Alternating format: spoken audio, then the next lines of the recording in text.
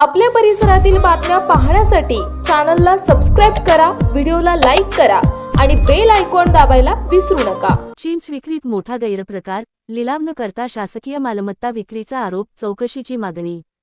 परंडा प्रतिनिधी। परंडा येथील सार्वजनिक बांधकाम उपविभागात मोठ्या गैरप्रकाराचा आरोप समोर आला असून शासकीय मालमत्ता असलेल्या चिंचेच्या फळांची अधिकृत लिलाव न करता परस्पर विक्री केल्याचा गंभीर आरोप करण्यात आला आहे।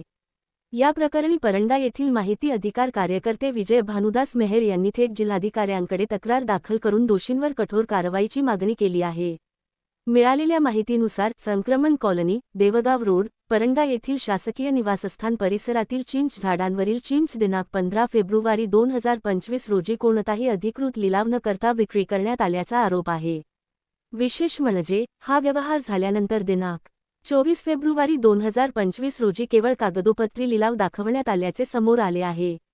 त्यामुळे हा प्रकार शासकीय मालमत्तेचा अपहार असल्याचा आरोप करण्यात येत आहे। या प्रकरणाची सत्यता पडताळण्यासाठी अर्जदार विजय मेहर यांनी माहिती अधिकार अधिनियम 2005 अंतर्गत 17 फेब्रुवारी 2025 रोजी माहिती मागवली होती। मात्र नियोजित कालावधीत माहिती न मिळाल्याने दिनांक 26 मार्च 2025 रोजी अपील करण्यात आले। अपील अधिकाऱ्यांच्या आदेशानंतर मिळालेल्या कागदपत्रांमधून लिलाव न करता चिंच विक्री झाल्याचे पुरावे मिळाल्याचा दावा करण्यात आला आहे। यासोबतच 15 फेब्रुवारी 2025 रोजी काढलेले GPS फोटो व इतर कागदपत्रे देखील तक्रारीसोबत जोडण्यात आली आहेत। दरम्यान इतके ठोस पुरावे असूनही संबंधित शाखा अभियंता व अधिकाऱ्यांनी कोणतीही ठोस कारवाई केली नसल्याचा आरोप करण्यात आला आहे। उलट दोषी कर्मचाऱ्यांना पाठीशी घालून प्रकरण दडपण्याचा प्रयत्न होत असल्याचीही शंका व्यक्त करण्यात आली आहे। त्यामुळे हा प्रकार प्रशासनाच्या विश्वासार्हतेवर प्रश्नचिन्ह निर्माण करणारा असल्याची प्रतिक्रिया नागरिकांमधून व्यक्त होत आहे।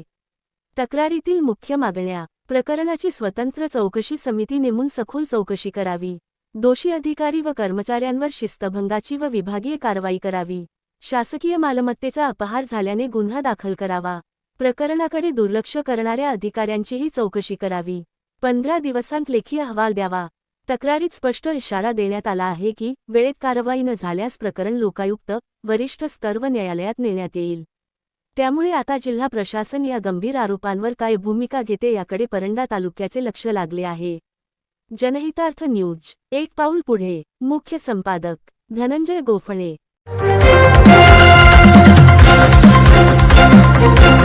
आपण पाहताय जनहितार्थ न्यूज, एक पाऊल पुढे।